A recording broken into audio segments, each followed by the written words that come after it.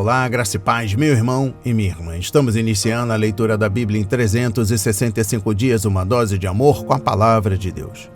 Hoje, no 219º dia, eu trago para leitura e comentários bíblicos os livros de 2 de Reis, capítulo 23, versículo 35 e o capítulo 24.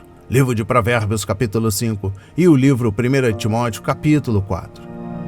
Antes de iniciarmos o nosso estudo, faço uma recomendação rápida enquanto você pega o nosso kit de fé, bloco de anotação, caneta ou lápis. A Bíblia é tão importante quanto a sua leitura diariamente nos aproxima de Deus, fortalecendo assim a nossa fé e a esperança. Todos nós temos a necessidade de estarmos em comunhão com Deus diariamente. Comunhão esta, agora, neste exato momento, a leitura da Bíblia. A Bíblia está cheia de promessas. Precisamos acreditar na palavra de Deus. Alimente a sua fé, meu irmão, minha irmã.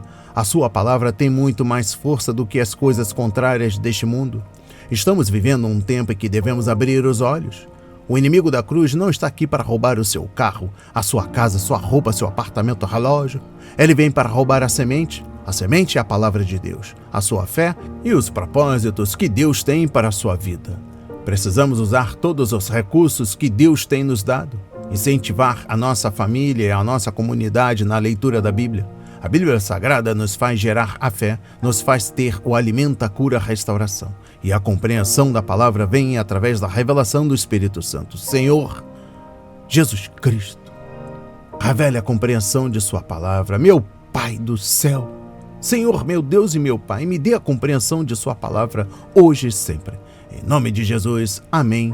E graças a Deus. Se desconecte de tudo e permita que a palavra do Senhor adentre em vossos corações. Vamos para a leitura no livro 2 de Reis, capítulo 23, versículo 35 e o capítulo 24.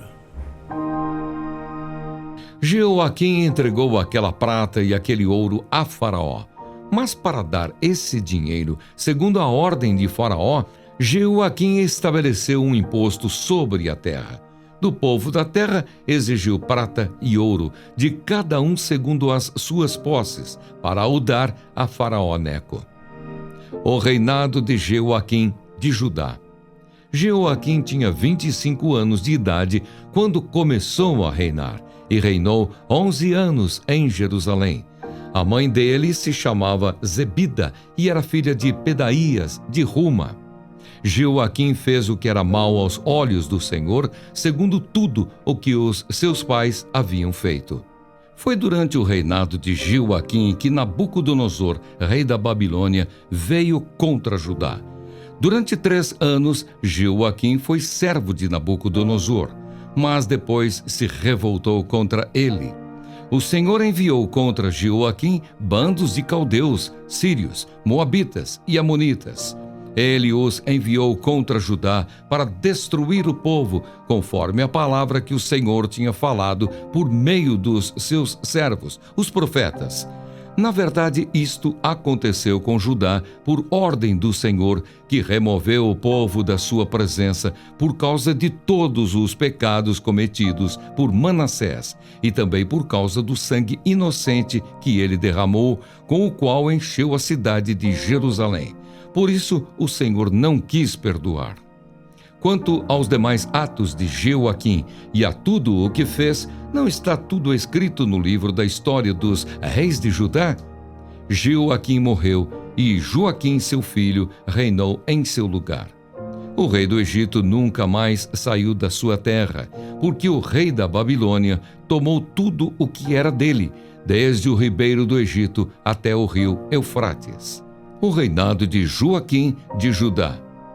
Joaquim tinha 18 anos de idade quando começou a reinar, e reinou 3 meses em Jerusalém. A mãe dele se chamava Neusta e era filha de Eunatã, de Jerusalém. Joaquim fez o que era mau aos olhos do Senhor, como seu pai havia feito antes dele. Nabucodonosor leva cativa a nobreza de Jerusalém. Naquele tempo, os servos de Nabucodonosor, rei da Babilônia, subiram a Jerusalém e a cidade foi cercada. Nabucodonosor, rei da Babilônia, veio à cidade quando os seus servos a sitiavam.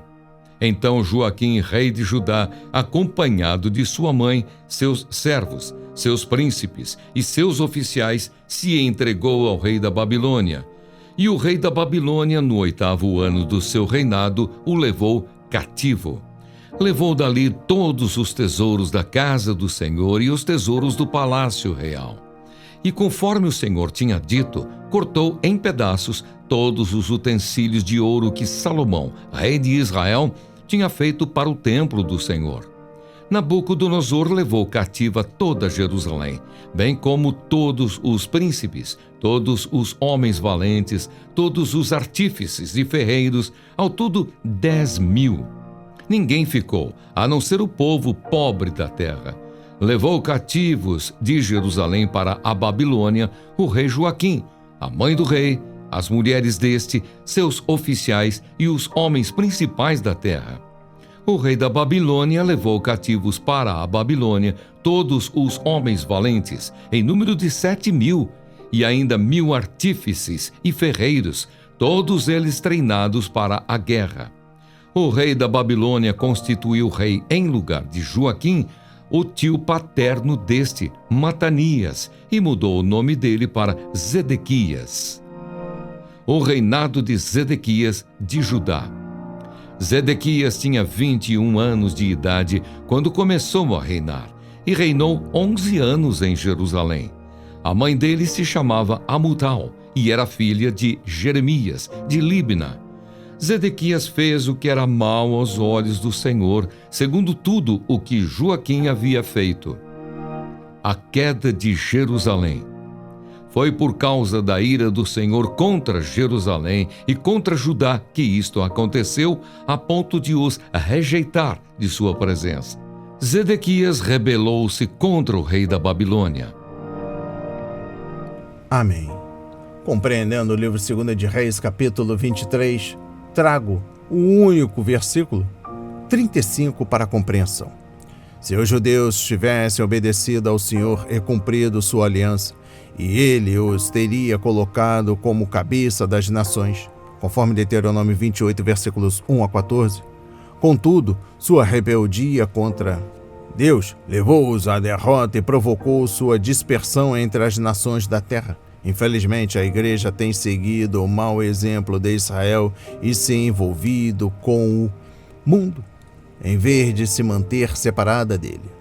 Conforme 2 Timóteo capítulo 2, versículo 4, Tiago 1, versículo 27, 1 João capítulo 2, versículos 15 a 17. Os cristãos estão no mundo, mas não são do mundo. É isso que nos permite ir ao mundo e compartilhar Jesus Cristo com pecadores perdidos. Referência João 17, versículos 13 a 19. Compreendendo o livro 2 de Reis, capítulo 24, trago a exposição bíblica dos versículos 8 a 17. Nabucodonosor nomeou Joaquim, filho de Jeoaquim, como novo rei, mas ele, que tinha apenas 18 anos na época, só reinou 3 meses. Quando Nabucodonosor, seus oficiais e o exército da Babilônia chegaram a Jerusalém em março de 597 a.C., Joaquim, a família real e os líderes da nação se entregaram ao inimigo. Jeremias profetizou este acontecimento humilhante, conforme Jeremias 22, versículos 24 a 30. Compreendendo o versículo 10, em 605 a.C., durante o reinado de Jeoaquim, os babilônios deportaram alguns dos melhores jovens de Judá para a sua nação, a fim de serem treinados para funções oficiais. Entre eles estavam Daniel e seus 3 amigos. Conforme livro do profeta Daniel, capítulo 1, versículos 1 a 3. A segunda deportação foi em 597, conforme 2 de Reis, capítulo 24, versículos 10 a 16, quando mais de 10.000 pessoas foram enviadas para a Babilônia. Compreendendo o versículo 13, os babilônios roubaram todo o ouro que puderam encontrar e, em seguida, deportaram mais de 10.000 pessoas importantes, incluindo membros da família real, oficiais do governo e artesãos habilidosos. Foi nesta época que o profeta Ezequiel foi levado para a Babilônia, conforme Ezequiel 1, versículos 1 a 3. Tudo isso foi apenas um vislumbre dos terríveis eventos que aconteceriam quando Nabucodonosor voltasse em 588 a.C. e cercasse Jerusalém por 2 anos. Confira em livro do profeta Isaías, capítulo 39, versículos 1 a 8, Jeremias 7, versículos 1 a 15 e Ezequiel, capítulo 20, versículos 1 a 49. E eu encerro a compreensão do livro 2 de Reis, capítulo 24, com a exposição bíblica dos versículos 18 a 20. Deus enviou Jeremias para advertir Zedequias acerca da volta de Nabucodonosor, conforme Jeremias, capítulo 37. Mas a fé do rei de Judá estava no Egito e não no Senhor, conforme Ezequiel 17, versículos 11 a 21. Zedequias até convocou uma conferência internacional incluindo Edom, Moabe, Amon, Tiro e Sidom, conforme Jeremias 27, na esperança de que essas nações pudessem trabalhar juntas para manter Babilônia à distância. No entanto, Nabucodonosor deteve o Egito e, em seguida, voltou para Jerusalém e puniu Zedequias. Vamos para a leitura no livro de Provérbios, capítulo 5. A advertência contra a imoralidade. Meu filho, dê atenção à minha sabedoria, incline os ouvidos à minha inteligência, para que você conserve o discernimento e para que os seus lábios guardem o conhecimento.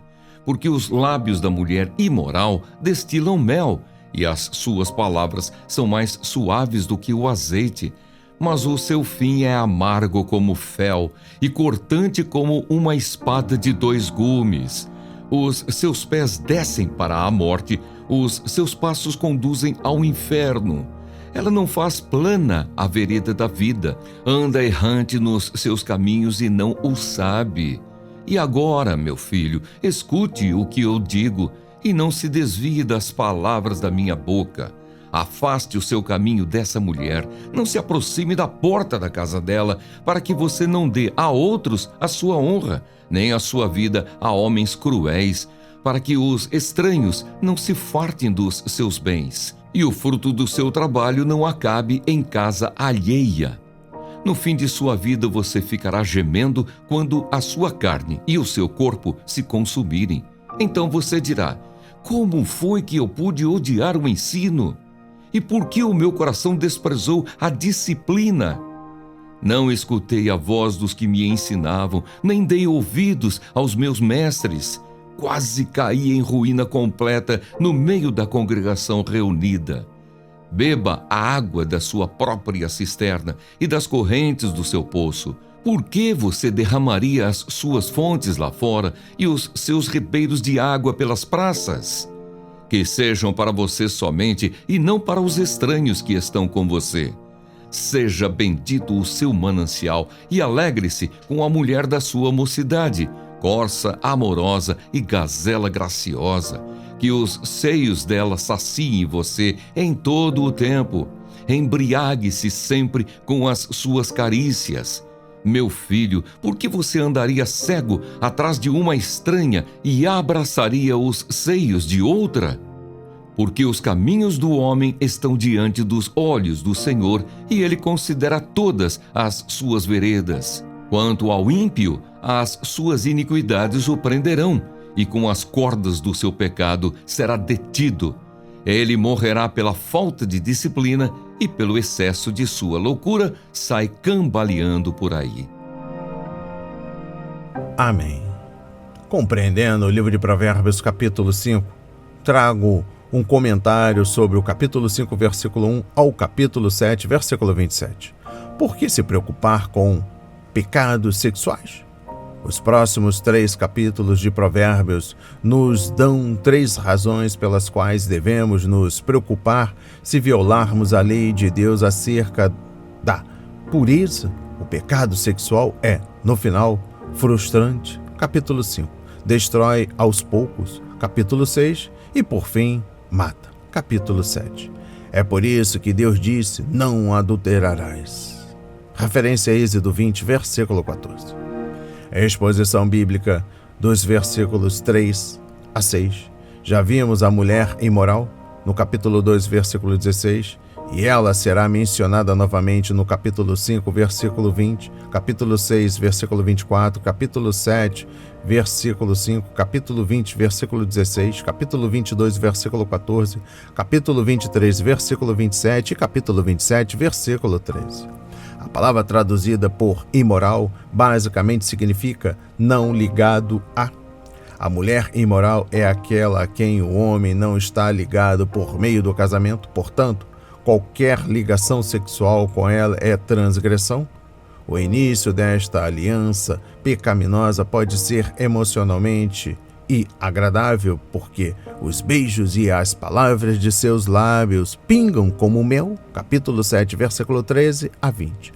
Mas, no final, a doçura se transforma em amargo e o mel se torna fel. Capítulo 5, versículo 4. Compreendendo o versículo 4, observe a expressão no final.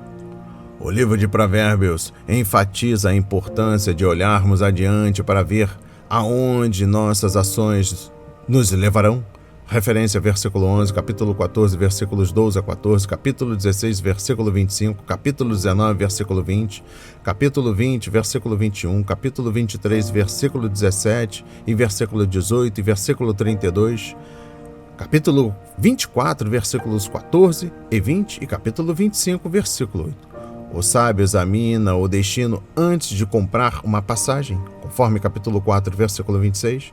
Mas a sociedade moderna pensa que as pessoas podem violar as leis de Deus e escapar das consequências. Elas têm certeza de que aquilo que aconteceu com outras nunca acontecerá com elas. É triste dizer, mas sua ignorância e sua insolência nunca podem neutralizar os resultados trágicos que surgem quando elas violam as leis de Deus. Quem dera fossem sábios e entendessem e compreendessem qual será o seu fim.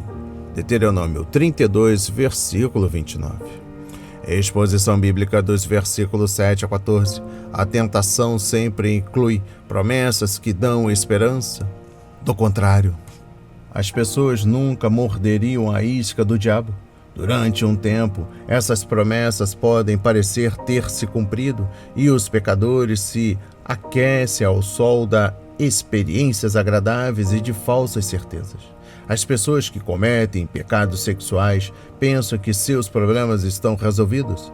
Elas me entendem muito mais do que minha esposa e que a vida ficará cada vez melhor. Mas a desobediência às leis de Deus sempre traz consequências tristes. E os pecadores sempre acabarão pagando caro por seus breves momentos de prazer. Exposição bíblica dos versículos 9 a 14. Nesses versículos ouvimos as palavras de um pecador em sofrimento, lamentando-se pelo alto preço de desobedecer às leis de Deus, porque a coisa mais cara do mundo é o pecado. Ele descobre que o marido da mulher é um homem cruel que exige que ele pague pelo que fez. Então, o adúltero acaba entregando aos outros o seu vigor e se esforçando para pagar sua dívida. Em vez de luxo, o transgressor tem miséria. Em vez de riquezas, encontra pobreza.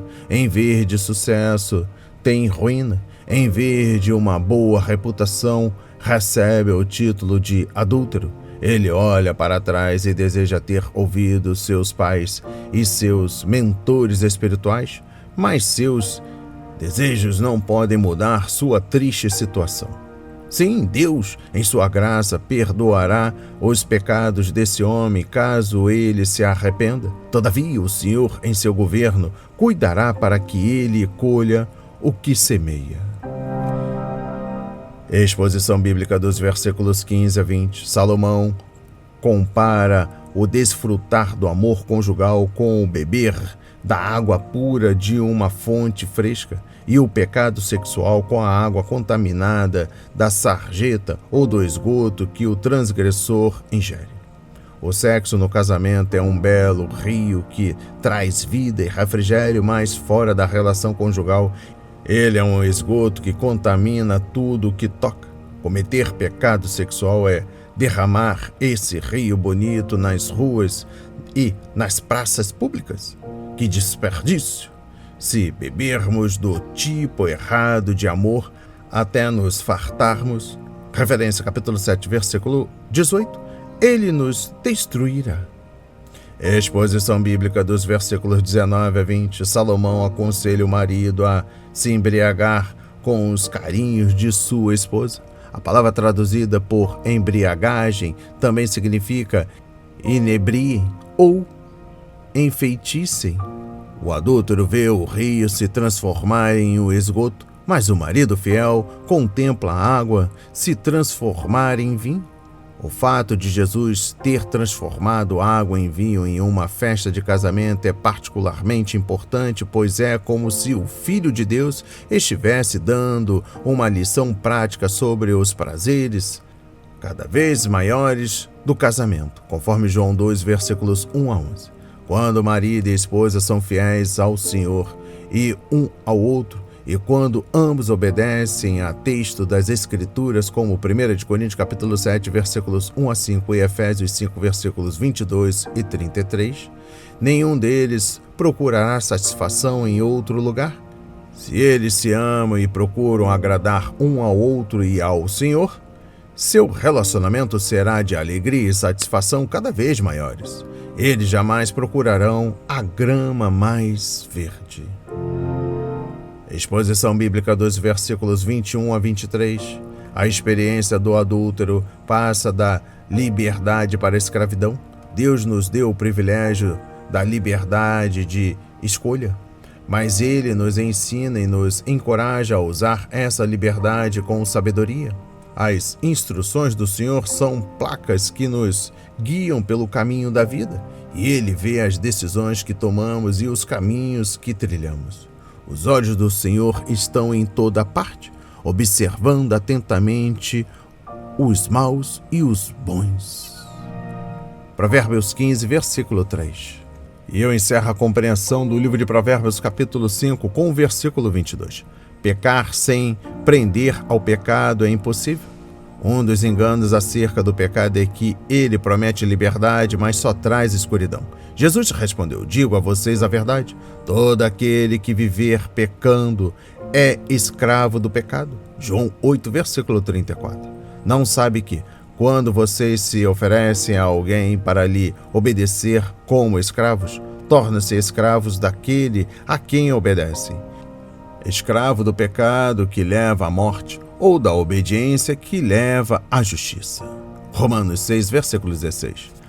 As cordas do pecado ficam mais fortes quando mais pecamos, mas o pecado nos engana, levando-nos a pensar que somos livres e podemos deixar de pecar sempre que quisermos. Uma vez que as correntes invisíveis do hábito são forjadas, descobrimos, para o nosso espanto, que não temos força para quebrá-las. Milhões de pessoas em nosso mundo hoje estão em um tipo ou outro da escravidão e estão procurando libertação, mas o único que pode libertá-las é Jesus Cristo. Aleluia!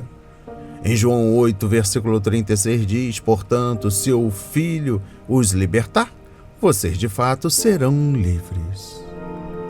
Vamos para a leitura no livro 1 Timóteo, capítulo 4. A apostasia nos últimos tempos.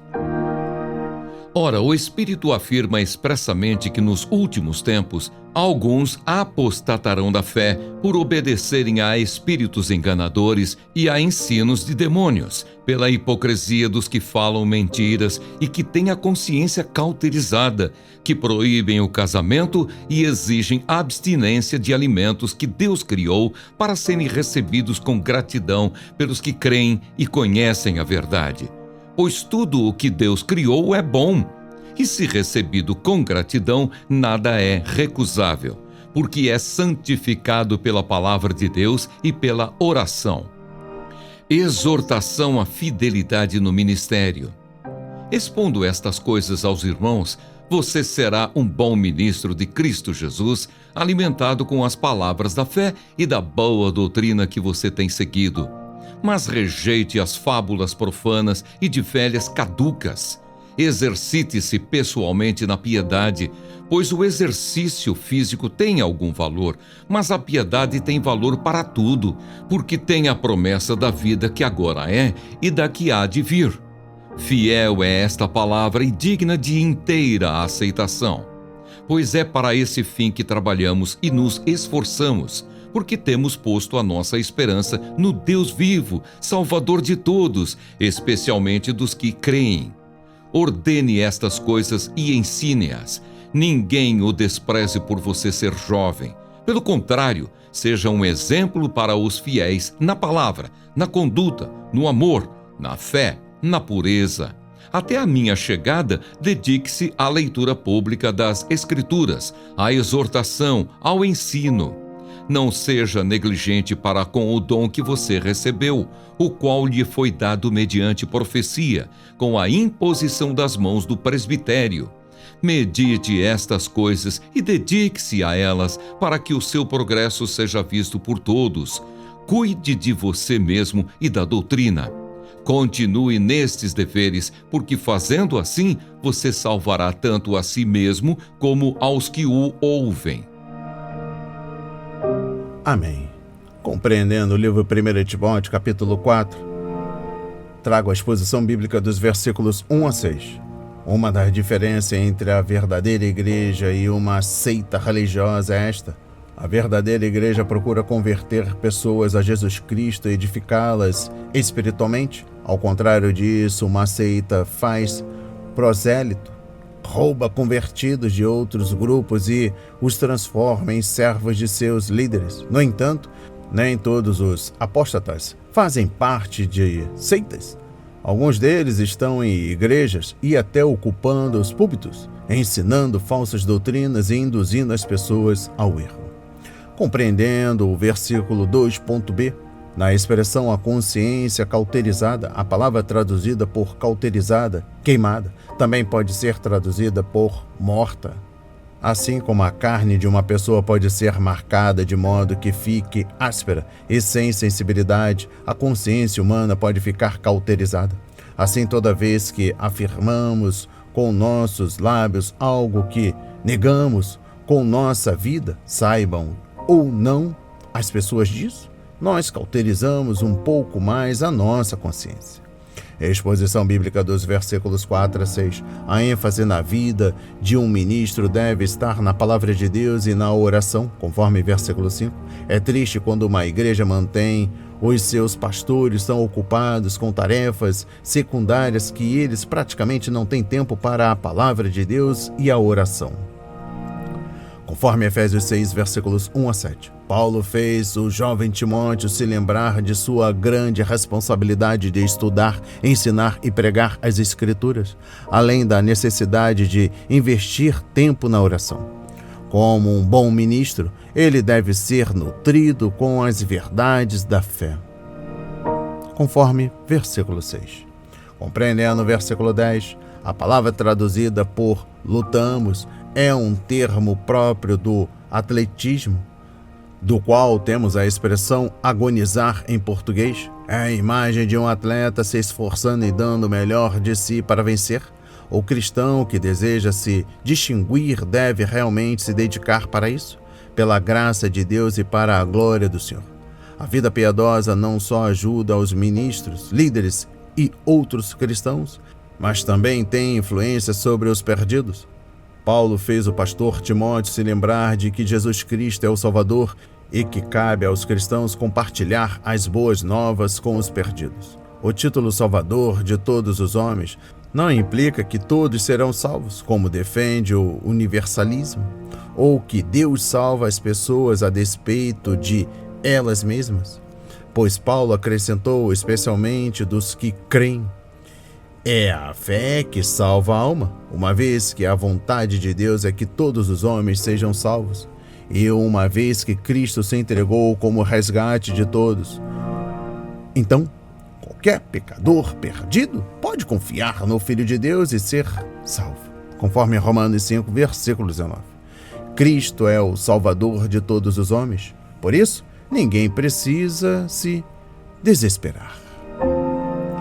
Exposição bíblica dos versículos 13 a 16. A ideia fundamental desta sessão é: para que todos vejam o seu progresso, conforme versículo 15. A palavra progresso é um termo militar grego que significa avanço pioneiro. Ela era usada para descrever os soldados que iam à frente das tropas, retirando os obstáculos e permitindo que o restante das forças prosseguisse. Como um pastor temente a Deus, Timóteo deveria crescer espiritualmente a fim de que toda a igreja pudesse ver o seu progresso espiritual e imitar esse progresso. E eu encerro a leitura da Bíblia em 365 dias e também da compreensão do livro 1 Timóteo, capítulo 4, com o versículo 14. Quando Deus chama um cristão para um lugar especial do ministério, Ele muitas vezes concede um dom espiritual para o exercício de tal tarefa. Quando Timóteo foi ordenado pelos presbíteros, ele recebeu um dom capacitador de Deus no momento em que eles impuseram as mãos sobre ele. Mas, por alguma razão, Timóteo se esqueceu de desenvolver esse dom que era tão necessário ao seu progresso espiritual e ao próprio ministério que lhe era reservado. Na verdade, Paulo, em sua segunda carta a Timóteo, teve de adverti-lo de despertar o dom de Deus que existia nele pela imposição de suas mãos, conforme 2 Timóteo capítulo 1, versículo 6. É estimulante saber que o Deus que nos chama também nos prepara para fazer sua obra. Não temos nada em nós mesmos que nos capacite para servir ao Senhor. O ministério deve vir totalmente de Deus. No entanto, não devemos ser passivos. Precisamos, isto sim, cultivar os dons de Deus, usá-los e desenvolvê-los no ministério da igreja local. As palavras de hoje foram semeadas para as nossas vidas, para a honra e a glória do Senhor. Receba este alimento diário, não hesite, compartilhe. Deus está interessado na minha e na sua dor. Que Deus nos abençoe.